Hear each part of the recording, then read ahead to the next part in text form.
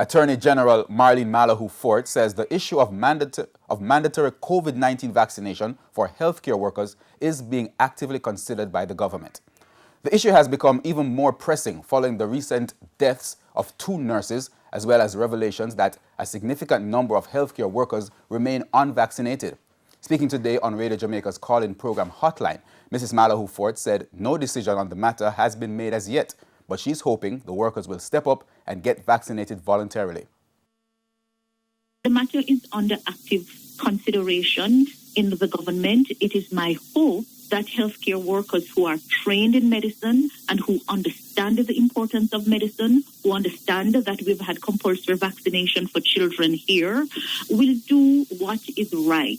The government is careful about what it mandates, but the government also is clear about steps that need to be taken.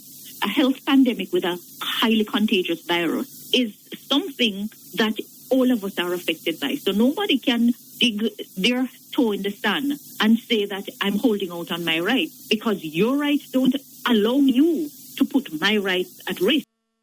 Mrs. Malahoo Fort says she does not believe there is doubt about whether mandating vaccination for healthcare workers could withstand legal scrutiny.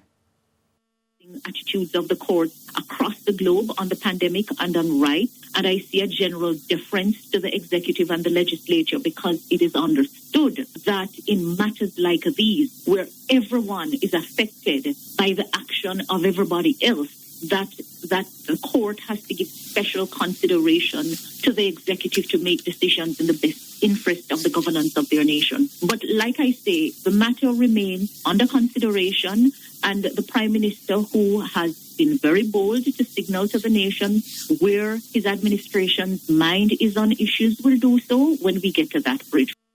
Now, Prime Minister Andrew Holness has publicly stated that the government does not intend to institute vaccine mandates for the general population at this time.